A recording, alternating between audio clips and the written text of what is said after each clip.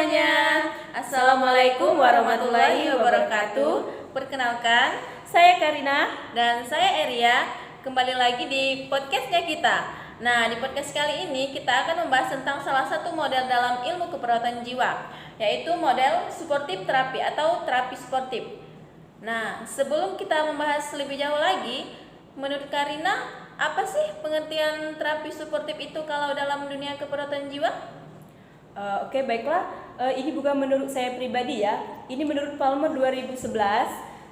Pengertian dari terapi suportif itu yaitu merupakan psikoterapi yang ditujukan untuk klien baik secara individu maupun secara kelompok yang ingin mengevaluasi diri, melihat kembali cara menjalani hidup, mengeksplorasi pilihan-pilihan yang berbagai bagi individu maupun kelompok, dan bertanya kepada diri sendiri hal apa yang akan dicapai untuk kedepannya. Nah, itu kan menurut Palmer ya. Kalau menurut sumber lain itu ada nggak sih? Kalau menurut dari sumber lain yang pernah saya baca di buku, yaitu terapi suportif itu merupakan jenis terapi psikologis yang bertujuan untuk membantu klien agar dapat berfungsi lebih baik dengan memberikan dukungan secara pribadi. Kalau secara umum, terapis tidak meminta klien untuk berubah, melainkan terapis bertindak berbagai pendamping yang memungkinkan klien untuk merefleksikan situasi kehidupan mereka dalam lingkungan dimanapun mereka diterima.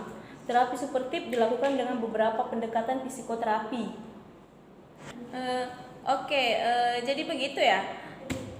Katanya sih terapi suportif itu dapat mengarah pada peningkatan adaptasi, fungsi interpersonal, kestabilan emosi, ketahanan dalam mengatasi masalah, dan meningkatkan harga diri. Bentuk terapi itu seringkali paling berguna dalam mendukung pasien melalui masa krisis ya.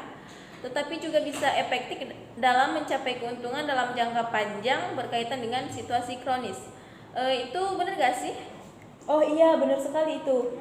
Adapun teknik-teknik dalam terapi suportif mencakup 9 teknik, yaitu yang pertama itu bimbingan, yang kedua manipulasi lingkungan, yang ketiga itu eksternalisasi perhatian, yang keempat sugesti atau prestis, yang kelima itu yaitu keyakinan, yang keenam itu dorongan dan paksaan, dan yang ketujuh itu persuasi, yang kedelapan pengakuan dan penyaluran, dan yang kesembilan itu terapi kelompok.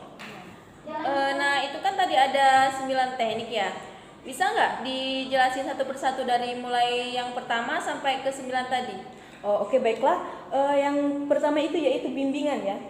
Bimbingan itu yakni prosedur pemberian pertolongan secara aktif dengan cara memberikan fakta dan interpretasi dalam bimbingan pendidikan, pekerjaan, hubungan sosial, dan bidang-bidang kesehatan.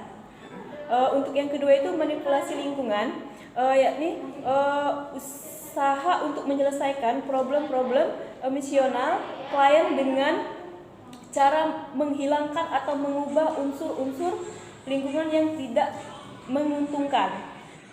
Untuk yang ketiga itu eksternalisasi perhatian, usaha untuk mengalihkan perhatian klien yang mengalami depresi dengan jalan memberikan dorongan agar klien dapat memulai lagi aktivitas yang pernah disenanginya ataupun mengembangkan kesenangan baru atau mengisi waktu segangnya.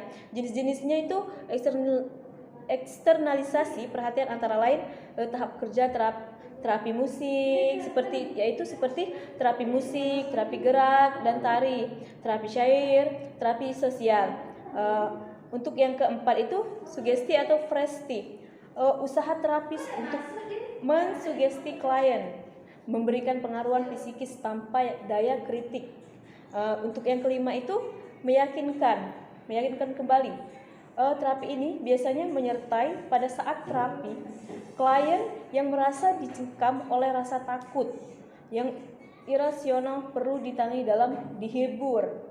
Terapis perlu mendiskusikan ketakutan-ketakutan tersebut secara terbuka dengan klien untuk menjelaskan bahwa ketakutan itu tidak rasional atau tidak berdasar. Untuk yang keenam itu dorongan dan paksaan.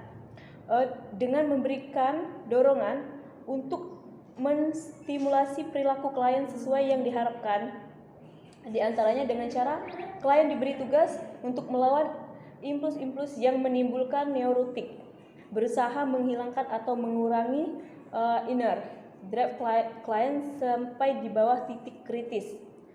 Untuk yang ketujuh itu persuasi, mendasari diri pada anggapan bahwa dalam diri klien mempunyai sesuatu kekuatan untuk proses emosinya yang patologis dengan kekuatan dan kemampuan ataupun dengan menggunakan comoan sensinya sendiri.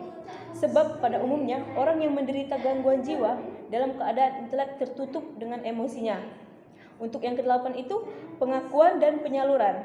Dengan cara mengeluarkan isi hati kepada orang lain, pendekatan ini untuk mengurangi tekanan yang ada pada klien tersebut. Sebab dengan adanya pengakuan dan penyaluran maka segala rasa tertekan yang mengganjal dapat dilepaskan. Dan untuk yang kesembilan itu terapi kelompok yang berfungsi sebagai pemberian inspirasi dari klien lain yang memiliki problem sejenisnya. Ya, berarti cukup menarik juga ya model suportif terapi ini. Nah, biasanya setiap model itu ada contohnya nih. Kalau boleh tahu apa aja sih contoh dari terapi suportif itu? Kalau untuk contohnya itu kita bisa misalkan memberikan arahan. Itu yang pertama itu memberikan arahan, yang kedua itu memberikan motivasi, dan yang ketiga itu memberi semangat. Sebenarnya itu dari teknik-teknik tersebut sudah dijelaskan semuanya. Di situ juga mencakup dari contoh-contoh tersebut. Oke. Terima kasih penjelasannya, Karina. Jadi dalam terapi suportif ini kita dapat mengambil kesimpulan, yaitu penerapan terapi suportif ini bisa membantu individu dalam meningkatkan kemampuan memanajemen emosi subjek, yaitu subjek memperlihatkan perubahan kemampuan memanajemen emosinya seperti lebih berani, tenang, tidak merasa bersalah, dan bersabar, dan juga senang dalam melakukan hal apapun. Ya, betul sekali. Oke, saya ucapkan kembali terima kasih kepada Karina. Mungkin itu saja pembahasan di podcast kita kali ini. Terima kasih telah menonton dan mendengarkan podcast dari kami. Kami tutup. Wassalamualaikum warahmatullahi wabarakatuh. Dadah.